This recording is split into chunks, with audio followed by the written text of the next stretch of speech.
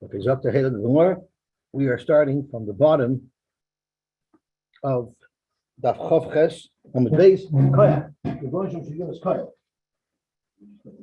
Yeah.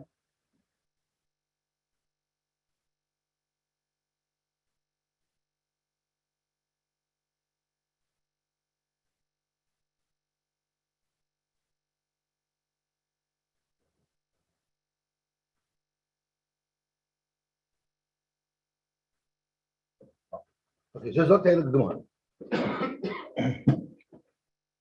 Yesterday we learned about how Targum Yonason ben Uziel helped us understand how great the Hesed will be for Mashiach ben Yosef. Whilst at Lavoi, and the Gemara went through the four different Rabbanim and how they were Menachem Rabbi Shmuel, who Echvan Litzon lost a second child. Okay, Zog to Gemara. Amar Rabbi Yochanan. Rabbi Yochanan said, "En Menachemen Rishoyin Loimer Davar Achi Yiftach Ovel." The Menachemen are not supposed to start talking until the Ovel begins. Shenemar Acher Kain Pasach Iyov Espiu.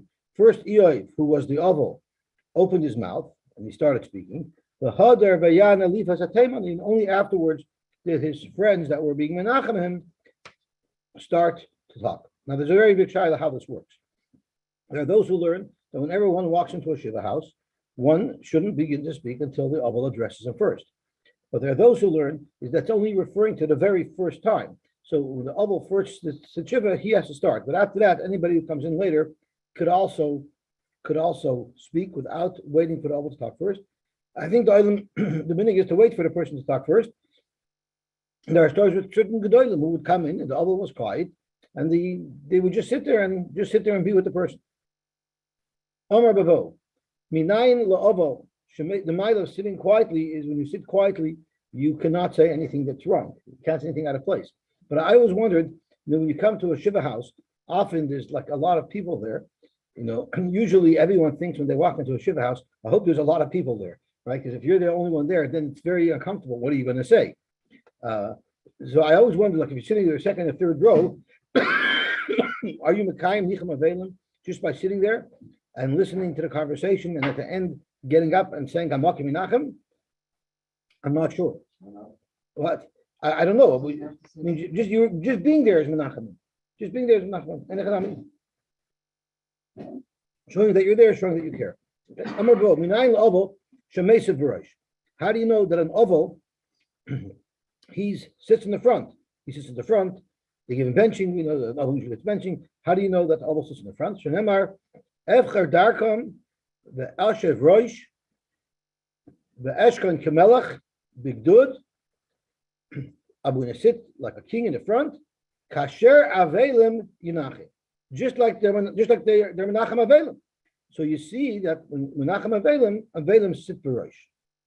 Correct the Gemara, Yinachem means Kasher Yinachem Avelim, like someone who is being Menachem Avelim. It's not talking about the Ovel, it's talking about the person that's being Menachem Avelim. And you're trying to prove that the Ovel is Mesiv Barosh. So tomorrow Yinachem Achrini Mashma. Amar Rab Nachman bar Yitzchak, Yinachem Ksiv. A chirik under the yud, not a shva under the yud, and a pasach under the nun. So it's not yinachem, it's yinachem. Yinachem means like the avelim are becoming comforted. So it is referring to the avelim. Yinachem ksiv. Marzutra amar mehacha. It says v'sar mirzach seruchim, and we darshan marzach, which is mar and zach. It's a compilation of two words. An oval is bitter. And Zach, I'm not sure what the type of Zach is, but it's Lashon of Avelis. The Sar Marzach Sruchim, the Marzach is going to be a Sar, he's going to sit like a master over Sruchim. Sruchim, it's a shayla if that means the Moin Am, or if that means even the leftovers of the people, the rest of the people. But whatever it is, it means that he's going to be above the rest of the people. Marzach Nasa Sar L'Sruchim. The Oval becomes a Sar to the rest of the people. How do you know that the chassan sits by the head table, even though the chassan would much rather sit with his friends, not up there by the head table? How do we know that he sits by the head table? He's going to be like a chassan who's going to have the pe'er, the honor of the kohen. Ma kohen b'rosh, just like the kohen sits up front. Av chasen b'rosh, so too the chasen sits up front. The kohen gufei min olam. What is the makar that the kohen is b'rosh? The ton of Shmuel. The kiddush. You have to be mekadosh the kohen. L'chol davar shebekdusha. Anytime there's a davar shebekdusha, the kohen goes first. The toich rishon, the levarich rishon, the little mana yafa rishon. So let's see. I'm not sure what toich rishon is likros b'sefer Torah. So he gets kohen. Levarich rishon means he will bench. In other words, if there's a kohen around, he gets the bench first. The little mana yafa rishon is referring to the chelik. I assume it means anytime you're giving anything out, the kohen gets first. There's grada shaila if the mitzvah of the kiddushtoi, which places a kohen above everyone else. What about a kohen gadol? Do all kohanim have to defer to the kohen gadol? We know that the kohen gadol can walk in any time during the avodah and say, "I'd like to do that avodah," or he can come and say, "I want that chelik from the carbon." But most Mepharshim hold that when it comes to like an aliyah, if there's a kohen gadol there versus a kohen hedjit, the kohen gadol does not get kedima over the kohen hedjit. The kiddusha is just kohanim in general over Klal Yisrael. Good morning. So Amar Rab Chanina, kasha yitzias neshama min haguf. It's so difficult and painful when a neshama leaves the guf. Kitzipari b'vei aveshet. And Rashi says that means the rope of a ship. That oh, very good kasha. No, we're going to have to address that.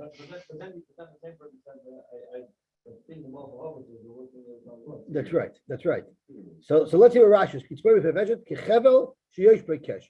A rope that has a knot in it. I think there's the hole in the front of the ship that they put the rope in to pull the ship with.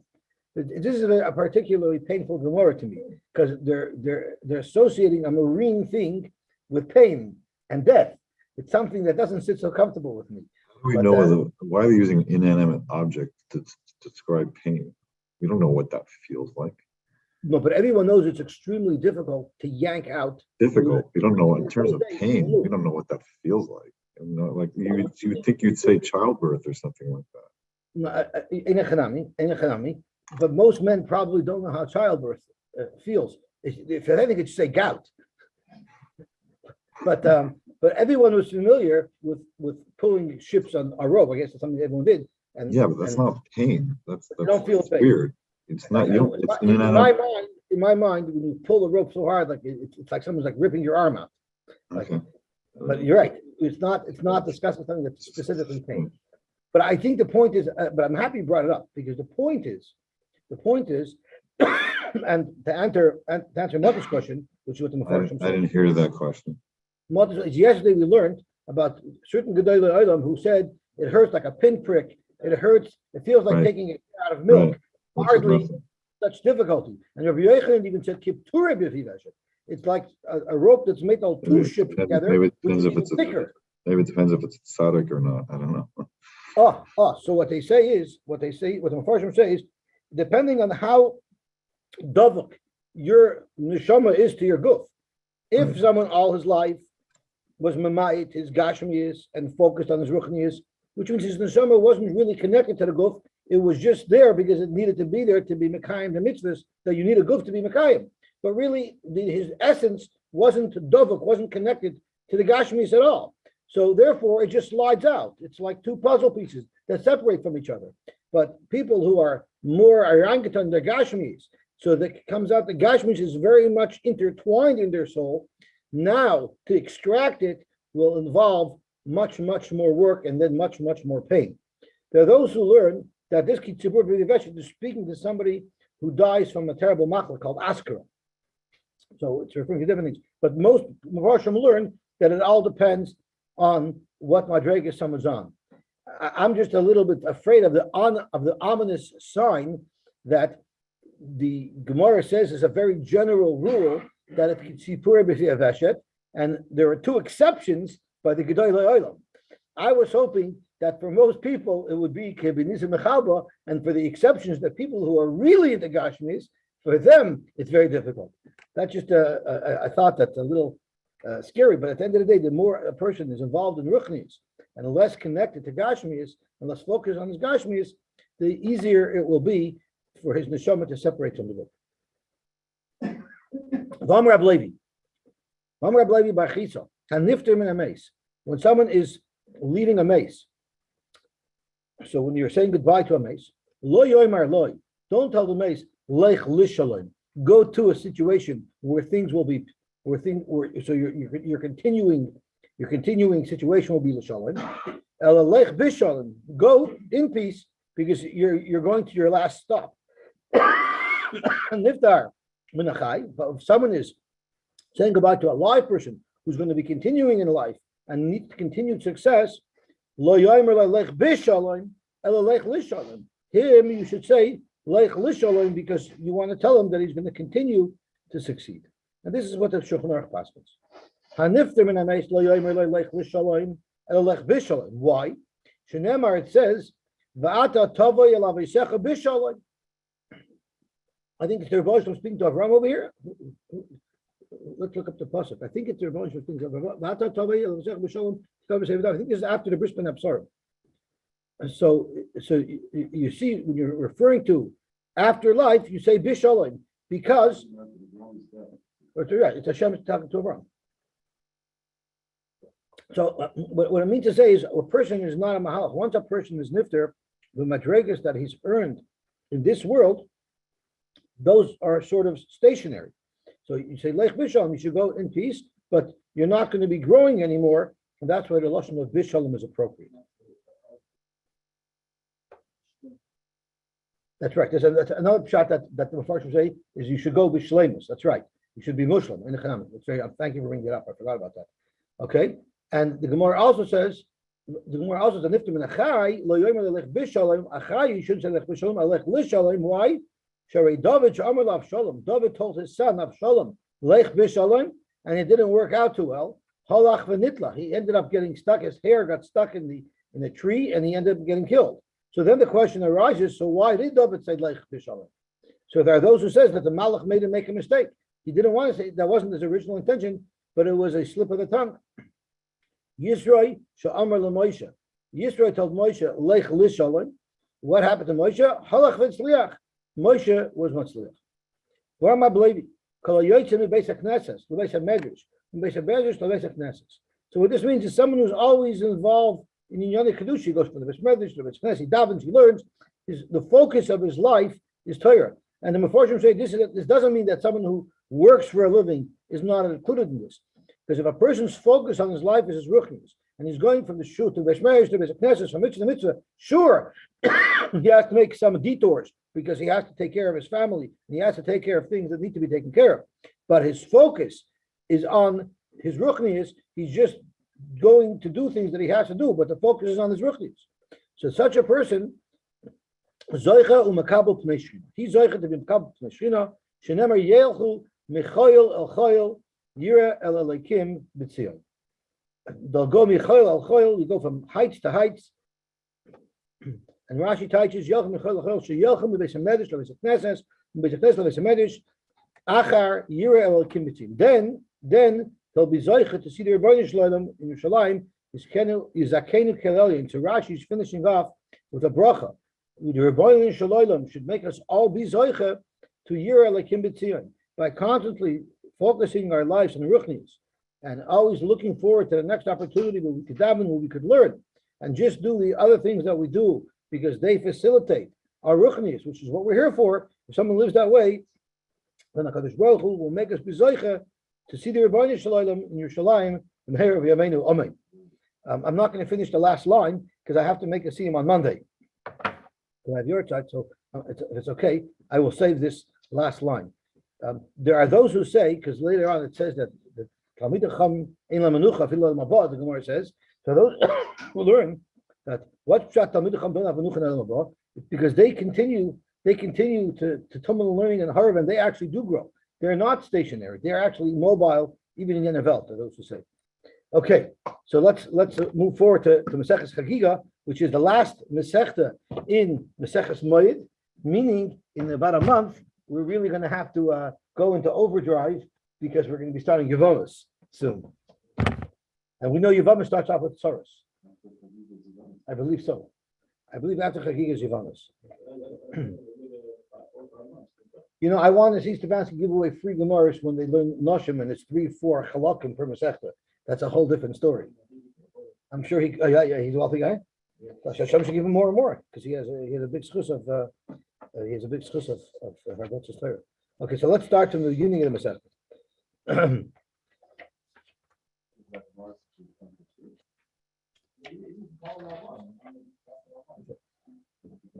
What? It's a good idea.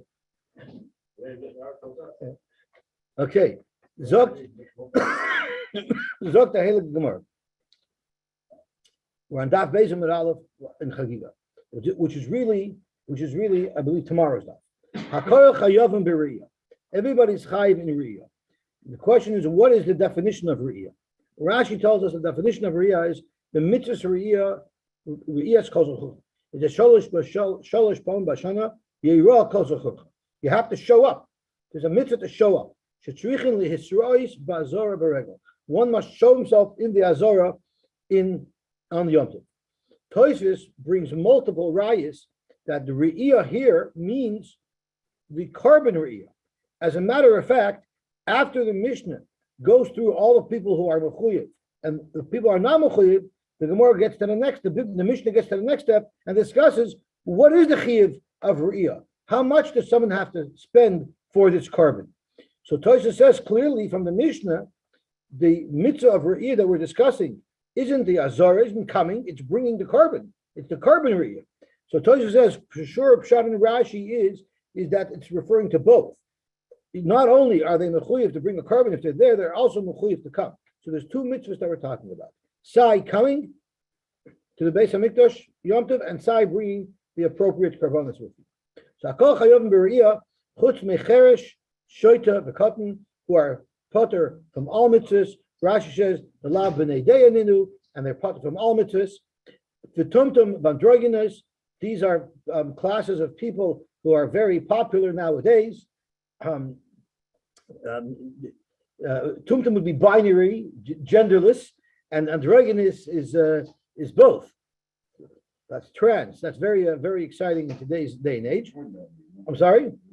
Yeah, they were born that way. The Goramayla.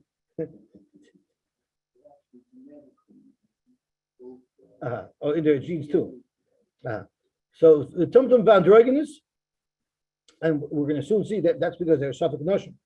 The Noshim and women are potter, the Avodim she'enim meshucharim, and Avodim who are not meshuchar, Avodim are not meshuchar, they're also mechuyev. They're also not mechuyev in alila regel. Hachiger, someone who limps, he's not able to walk properly. Vasuma, someone who is blind. Vachoila, one who's sick. Vahazakein, and someone who's old. And they all fit into this category of someone who doesn't have the physical strength to go. Zokt Rashi mi Yerushalayim lazar. Someone who simply cannot walk up from Yerushalayim to the Azar. Where?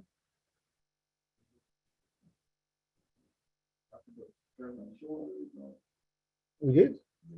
I don't remember. Maybe we did. But if it was before yesterday, I would have forgotten. But I remember. Okay. Ezel Katan. What is a Katan? Kol she'ena yochel lirkod al kseifav shel ovid v'lalis m'Yerushalayim l'Harabayis. What is a Katan? A Katan is someone who's too young even to sit on his father's shoulders to come to Harabayis. Divrei Beis Shammai. Was Megillah? So let's see what Rashi says. Ezel Katan. Aval mikan ve'elach. Afal pi she'en chayiv min haTorah. Even though you're not chayiv in Torah, if you have a katan who is old enough to sit on your shoulders and ride up to Yerushalayim, that doesn't mechayiv him midaraisa. He's still not a mechayiv mitzvah. He's not a bar mitzvah. But even though there's no chiv in the child himself, he tilu chacham al ovav imay lechancha b'mitzvahs. The Torah put an obligation on the mother and father to be mechanechim b'mitzvahs. So this is a loaded Rashi, because if you want to ask a shaila, is a woman mechayiv in the mitzvah of chinuch? Or is only the father mechuyev in the mitzvah of chinuch? From Rashi here, you clearly see that the mother also has the chiyuv to be mechanechem of mitzvahs. The question here arises is the mother herself does not have a chiyuv to be oile regel. So what chinuch would the mother have to take their child to Yerushalayim to be oile regel if the mother herself is not going to be oile regel? So the Mefarshim say that the mother's job in chinuch often is not just being mechamech where she can on her own, but it's also to facilitate an environment for her husband to be able to be mechanech the children in the ways that he has to. The marshal, let's say the husband wants to puffin, doesn't want to go daven shachris, but if she wakes up her husband to take the children to shachris, maybe that's the her mitzvah of chinuch. But why am I picking this marshal? Because we once heard one of Pesach Kronos Einiklach speaking by Sheva Brachas, making fun of his grandfather, and he said, when it comes to a husband and a wife has to know that the woman, her husband's gashmi is her ruchnius, and her husband's ruchnius is none of her business. Remember that? Okay. Zog to Gemara weiter. Now the question is, why does the Mishnah say v'lalos Yerushalayim laharbayis? Isn't it to go to the Azorah? Like Rashi says, it's to go from Yerushalayim to the Azorah. The mitzvah isn't just to go to Harabayis, the mitzvah is to go to the Azorah. So there are those who are mefarish that Einechanami, but the incline was steepest, and it was the most difficult to go from Yerushalayim. Once you got to Harabayis, the incline to get up to the Azorah wasn't so bad. So the test as to if a child is old enough to climb the mountain is the trek from Yerushalayim to Harabayis. We still remember it needs to be a child who's a little bit older than that. It's called the child has to be able to stand on his own 2 feet, holding his father's hand, and to walk up to Harabayis. And how do we know that oil regel has to do with being able to walk up? Shenemar shalosh regalim. So even though we know regalim means yamim tovim, we're using a play on words to say it means legs. Rashi says shalosh regalim. Only someone who can walk up with his own feet. Chayiv hakosav. That's who the Torah is mechayiv to be oil regel. The chivin the gadol potem in the Torah. Since a gadol is potem in the Torah, there if he couldn't walk, so a katan who cannot walk, lav bar chinuchu, wouldn't even be in the group of people who there's a mechuyev to be mechanech because the child is not able to walk at that point. So now we're going to get to the second part of the Mishnah, and that is Beishamai Oimrim.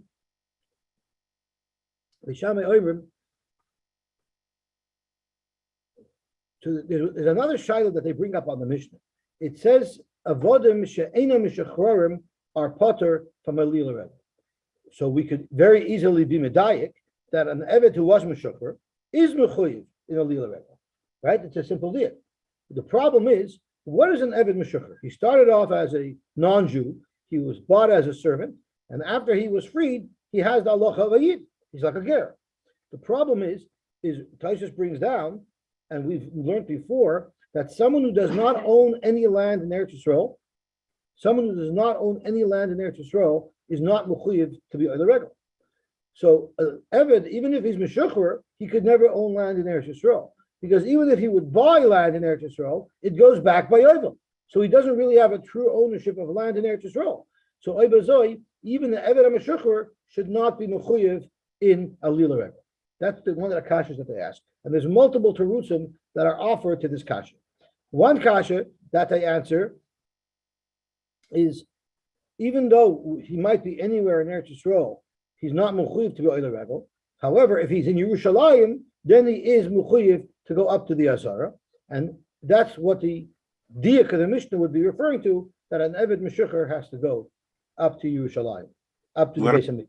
What about a ger? A ger is not. A ger would have the same problem. A ger would have the same problem. Okay. But the Mishnah doesn't say the farish that a ger is or is not mechuyev. But from the dik of the Mishnah seems to be indicating that an Eved Meshachar is mechuyev, which would be like a ger as well. An Eved Meshachar should be like a ger. The other answer was that there was a time where we didn't have Shemitah in Yovel, where when not all of Klal Yisrael is in Eretz Yisrael, I believe Yovel is bottled, but there was still avodim at that time. So at that period of time, when Yovelis were bottled, but they were still avodim, there would be relevant because an Ovid could own land permanently because if he would have bought land, he would have kept it. And the third verse that I heard is Bate Arachaima. We know that if someone buys a house in a walled city, and the person, the seller, the original owner, did not redeem the house, did not buy back within a year, the buyer gets to keep it forever. So could be the Eved, if the Eved HaMeshurch, if he bought such a house, he could be a permanent landowner. So these are all ways where a ger or an Eved Meshukher would have a Chiv Deraisa to be Oil Rebbe. Okay, so now the Gemara wants to know how much must you spend on your carbon? How much do you have to spend on the carbon? So there were two carbonas that were brought. Rashi gives us a good explanation as to what the carbonas were. So let's see Rashi. An adult who comes to show himself at the Beis Hamikdash, to be Mekayim the mitzvah of Riyah, tzarech lahavi oil. He has to bring a carbon oil. The Eina Pchusa Mishtei Kesef. It has to be worth a minimum of 2 kesef. What does 2 kesef mean? So Rashi shtei ma'ois kesef, 2 ma'ois of kesef, shehen shlish dinner, which is 1/3 of a dinner. Shenemar v'lo yero panay rekam. When you come to the oil regels, Dr. Rabbi Shloim, do not come empty-handed.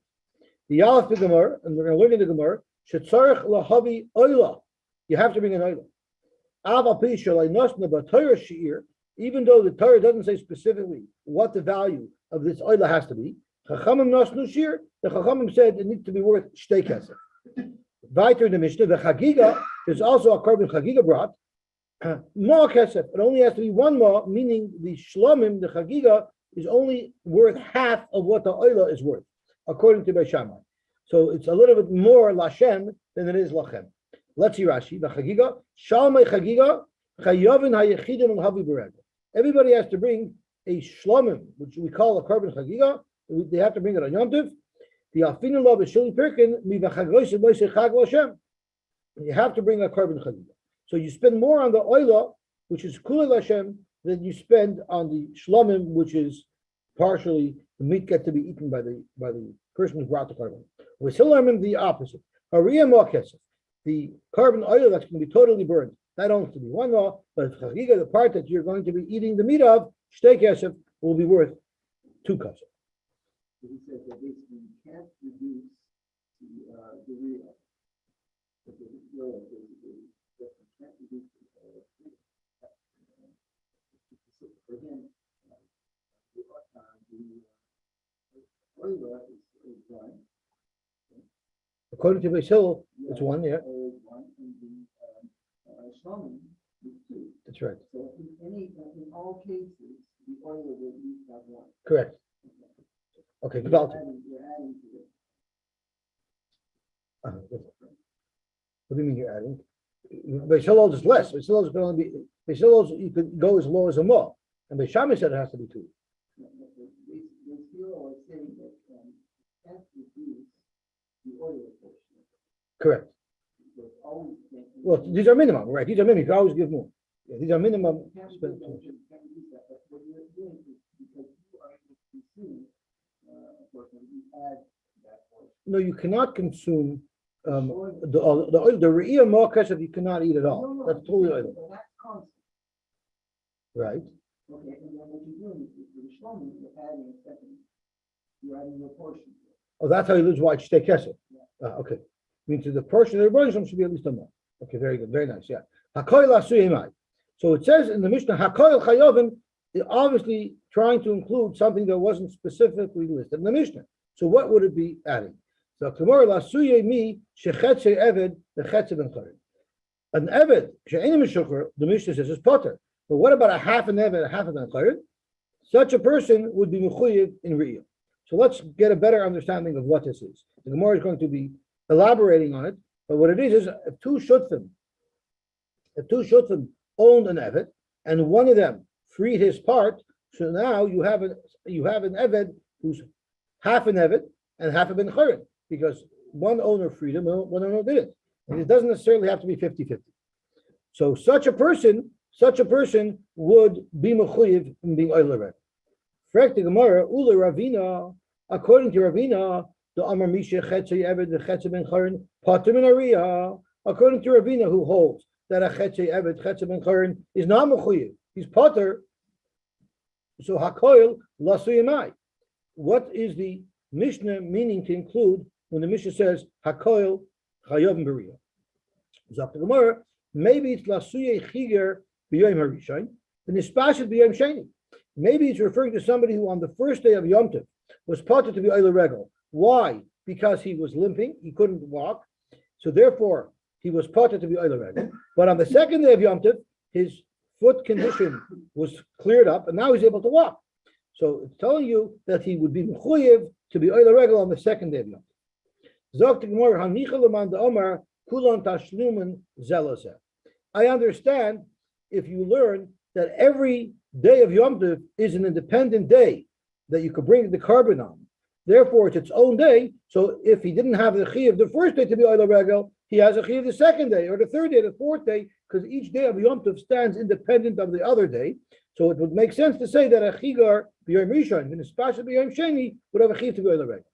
Ela leman damar kulam tashlum de rishon, according to the man damar who holds that the chiyuv is only on the first day, and all of the remaining days, when it comes to bringing your karbanos, are only as a tashlumen l'rishon. But if there's no chiyuv on the rishon, there's for sure no chiyuv the rest of the week.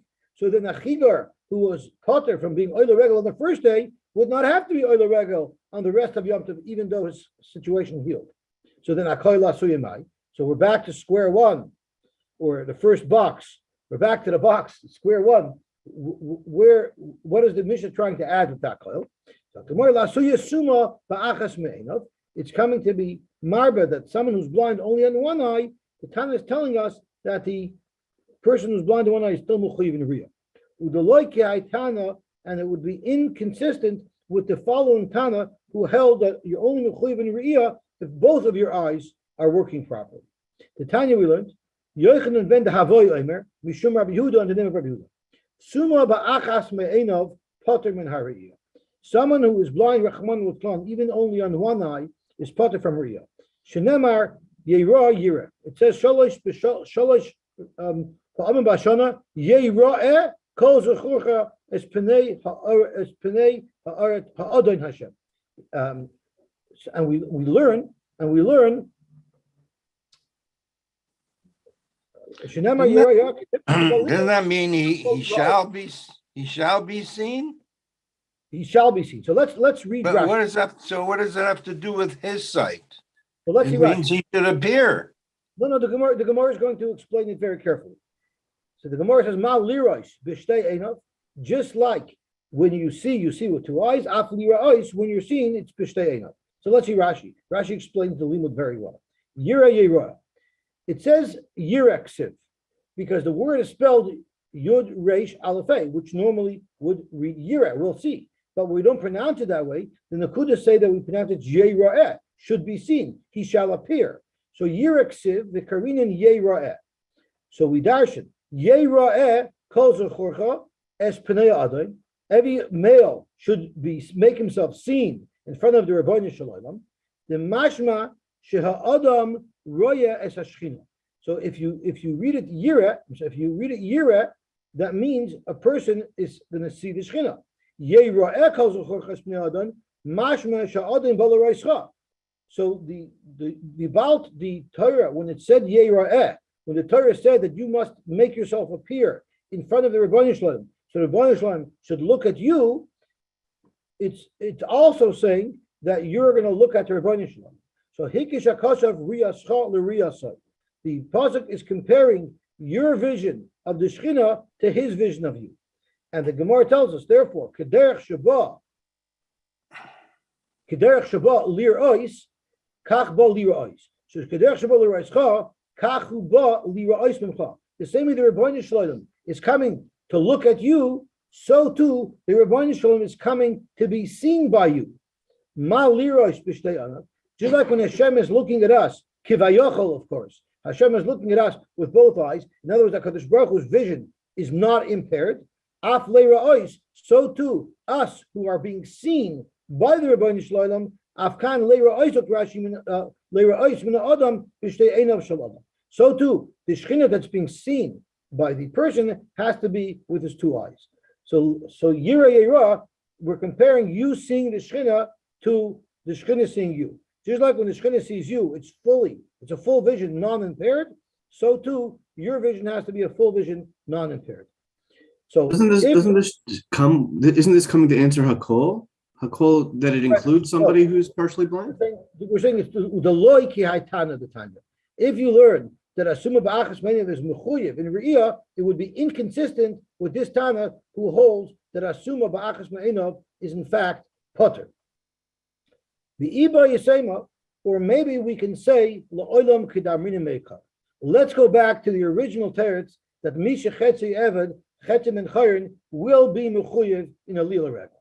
The problem that we had was that Ravina said that someone who's chetzi eved chetim and chayrin is potter from a lila regal.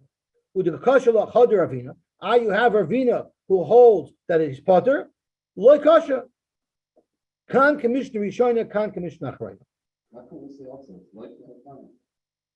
Because we're talking about Ravina, right? We could say our Tana is going to like somebody else, but how's Ravina going to learn Pshat? How's Ravina going to learn Pshat? Ravina also has to have a way to understand our Mishnah. Right, so that's what the Gemara says at that.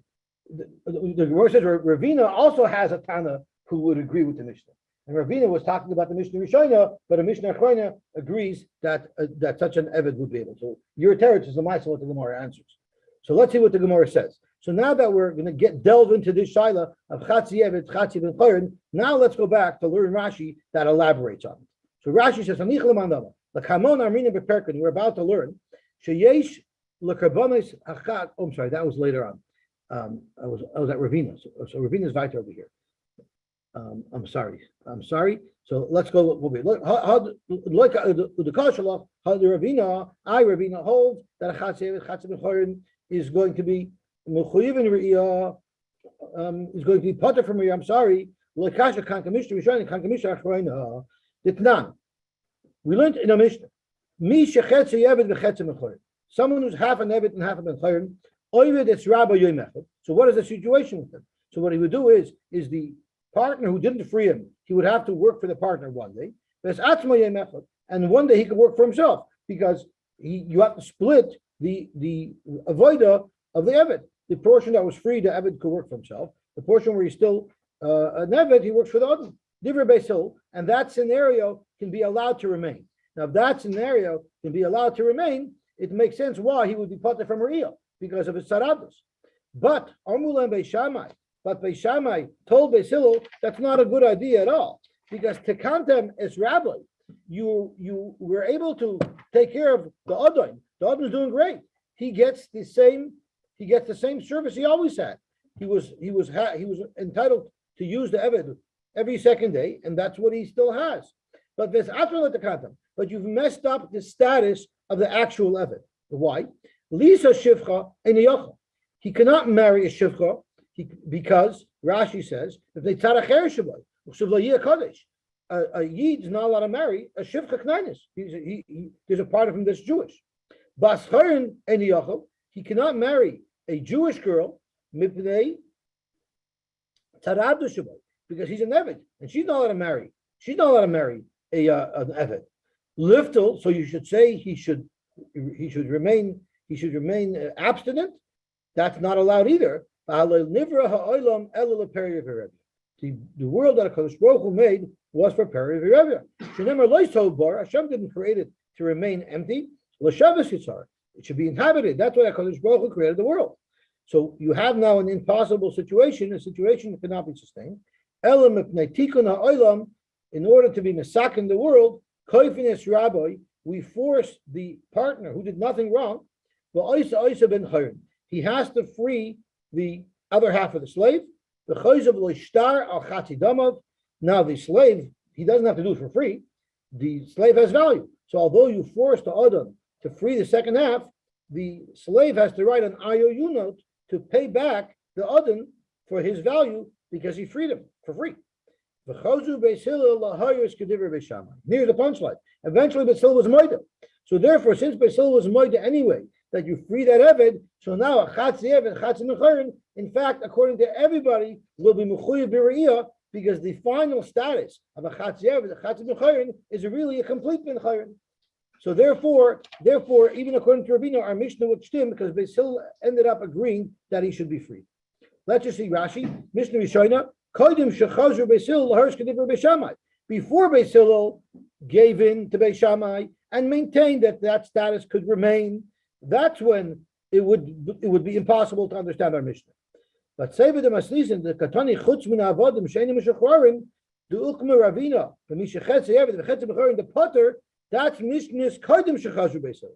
Aval Acher Shechazru Beis Shammai Sheyesh Al Bezdin Lokov Esadon L'Shachroy. After Basil was Moida,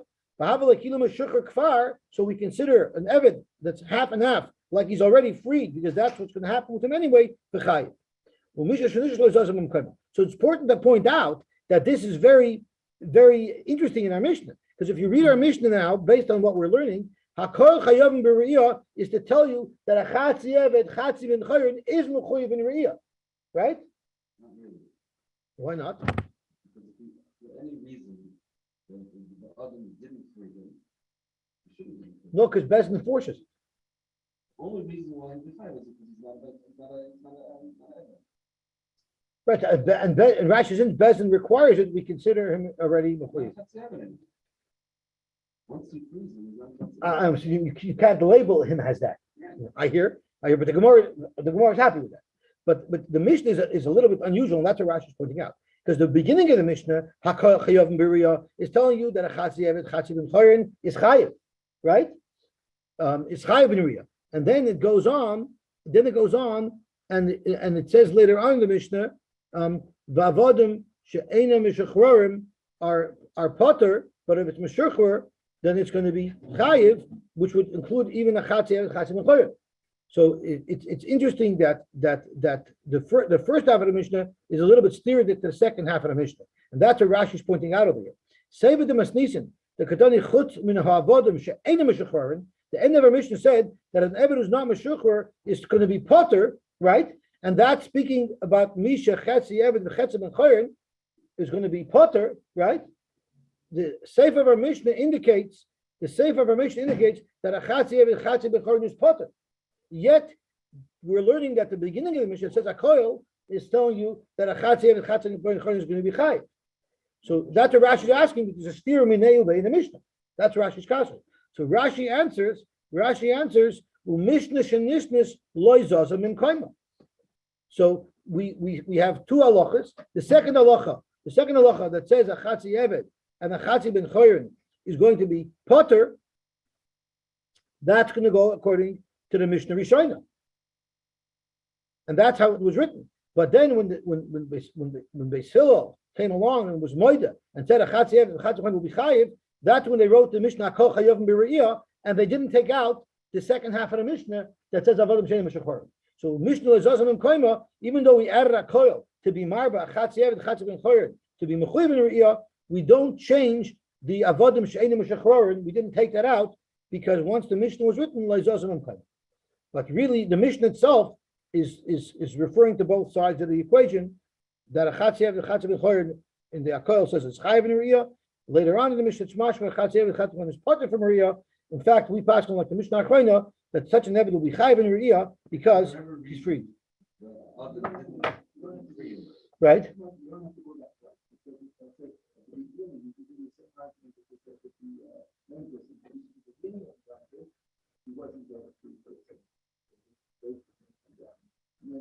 No, but we're talking about somebody even before Yom Tov who's in this situation.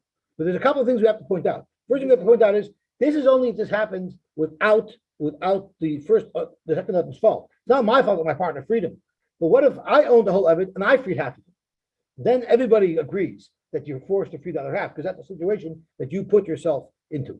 That's one of the important points that they speak out.